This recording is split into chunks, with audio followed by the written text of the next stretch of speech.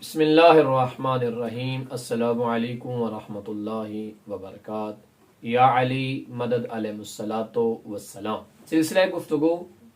نور جناب زہرا سلام اللہ علیہ کی فضیلت کے اعتبار سے جاری و ساری تھا،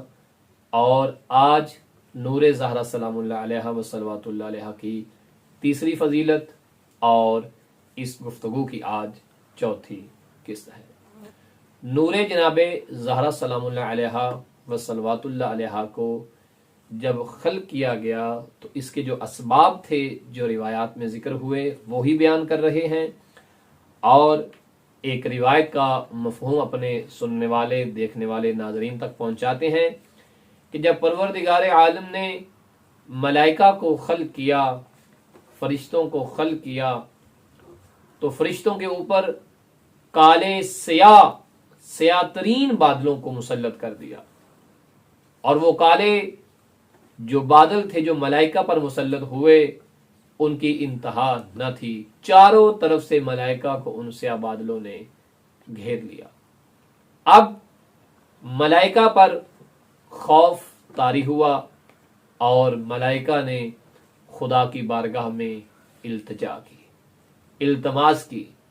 اور کہا پروردگار ان انوار عظیمہ کا واسطہ ہمیں اس کیفیت سے نجات دے، ہم نے اس طرح کی حالت پہلے نہیں دیکھی ہے۔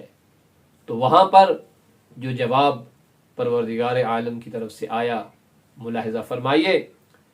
آواز پروردگاری و عزتی و جلالی لا افعلن فخلق نور فاطمۃ الزہرا سلام اللہ علیہا یومئذ کالقندیل وعلقہ فی کر العرش فزحت السماء فزحزت السماوات سب والعرضون سب من اجل ذلك سمیت فاطمۃ الزہرا سلام اللہ علیہا وصلوات اللہ علیہا۔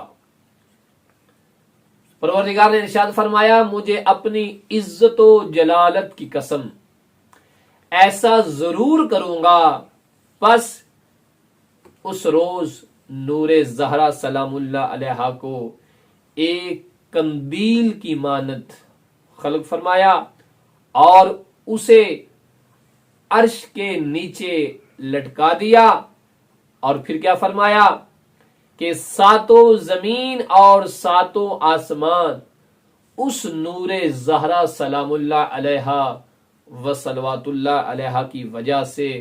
روشن ہو گئے، اس لیے کہ اس قندیل، یہ جو نور خلق کیا تھا، اس کا نام پروردگار نے فاطمۃ الزہرا رکھا تھا۔ تو معلوم ہوا ملائکہ کے اوپر جب پروردگار نے وہ کالے، وہ سیاہ ترین بادلوں کو مسلط کیا، تو وہاں بھی اس تاریکی میں ملائکہ کو جس نور کا آسرا ملا وہ نور جناب زہرا سلام اللہ علیہ تھا، اور فقط ملائکہ کوئی نہیں، نور زہرا کی عظمت یہ تھی، آپ کی اس نور کی روشنی اتنی تھی کہ اللہ نے جب جناب زہرا کے نور کو خلق کیا، ملائکہ کو بھی روشنی عطا کی، اور 7 آسمان اور 7 زمینوں کو بھی نور زہرا سے روشن کر دیا۔ تو پتہ چلا زہرا کا معنی یہ ہے کہ جو 7 آسمان اور 7 زمینوں کو اپنے نور سے روشن کر دے۔ وصلی اللہ علیہ یا فاطمۃ الزہرا سلام اللہ علیہ و صلوات اللہ علیہ۔